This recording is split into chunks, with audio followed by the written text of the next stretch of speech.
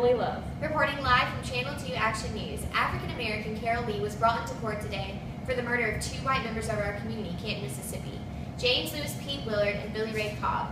The whole town has arrived at the courthouse at 10 a.m. to hear the plea. We're just moments away from getting the news. Let's take us live from the courthouse with our reporter, Madison. Madison here. It's tense on this side of town. I will keep you updated when I get more reports on the rioting. Now back to you. This trial is over the shooting that happened 2 weeks ago when Willard and Cobb were accused of raping an African-American girl, Lee's daughter. Lee proceeded to shoot and kill both men with an M16. We just got breaking news. Word from Madison. Carol Lee has pleaded insanity due to the alleged brutal rape of his 10-year-old daughter by Willard and Cobb. This case has caused a lot of tension within this town. There's reports that there have been KKK action for the first time in years. We are waiting here to see if the rumors are true, that they're going to show up. Wait, look, here they come, here they come! We are waiting to see if the rumors are true. Let's see what this would look like.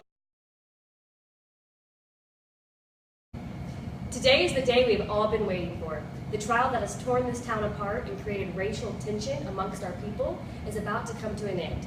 Is Carl Lee insane or is he guilty? Madison is back on site. Let's go to her to hear about Lee's lawyer's closing argument. Madison Henson here, reporting live from the courthouse steps where we have just heard the closing arguments on both sides. Jack Tyler Briggins, Lee's lawyer, just closed by saying, and I quote, "I set out to prove a black man could receive a fair trial in the South, that we are all equal in the eyes of the law. But that's not the truth, because the eyes of the law are human eyes, yours and mine. And until we can see each other as equals, justice will never be served even-handedly. We set out today to seek truth, not with our eyes and not with our minds, where fear and hate turn commonality into prejudice, but with our hearts." And at this moment is whenever he told the jurors to close their eyes, and he went on by saying, "I want to tell you a story. I'm going to ask y'all to close your eyes and listen to me. And I want you to listen to yourselves." He goes on and he describes in detail a brutal rape of a little girl. And in closing of the details, he said, "Can you see her? I want you to picture that little girl. Now imagine she's white." And in that moment, you could hear a pin drop in the courtroom. Needless to say, I cannot wait to see what the verdict is. Now back to you. What strong words from the courthouse. The verdict is in. Carl Lee is acquitted due to the insanity plea. Tell us what happened behind those closed doors. The entire trial, we thought the jury was leaning towards a guilty verdict. What changed your mind? Look, we all agree that rape is no excuse for murder, and it's a shame that those 2 boys had to lose their lives. But when that lawyer told us to close our eyes and imagine that rape of that young little girl, and then to imagine that she was white, all I could see was my own little girl. And I think we all felt the same way. And I know if it were me, I would go insane too, just like Lee.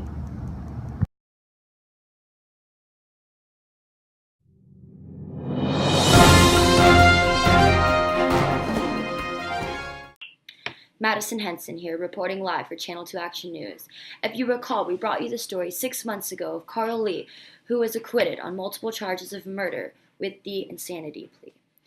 We had hoped that this would bring peace within the city, but as you all know, it has not. With assault charges and riots continuing, we thought to interview one of the jurors that we originally interviewed that day.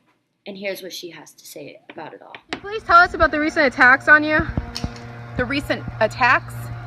I should have never spoke to you people in the first place. Canton's been my home my whole life. Now I'm afraid for my children, for my whole family. They've been burning crosses. They've been destroying everything around us. We're thinking about that we have to leave. Please leave me alone. I've suffered enough, and so has my family. Well, we can surely see where she is coming from, and we commend her nonetheless for speaking to us. But an update on the matter.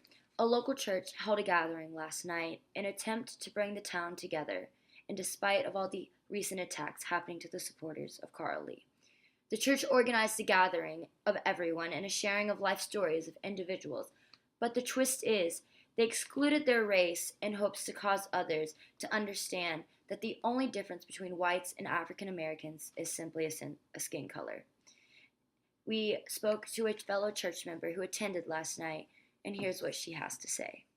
First, I was a little bit skeptical about it because, we don't intermingle very often, we don't get along. Then our preacher, he told us to all get together, and then he told all these stories that related so much to me. And then when I found out that it was black folk that were going through the same thing that us white folk were going through, then I realized how similar we were, and I thought how silly it was that we don't get along like we should. And now it's not easy to change my mind, and I'm not saying that anything's changed, and the KKK might never change, but I personally have changed my views, and I think that this is what it's all about. Well, we sure do hope and pray that other citizens change their views, much like Katie Bell. And we will continue to keep you updated on any new information of this controversial matter and hope to give you an update at the 6 o'clock news. Thank you, and you return to your local programming.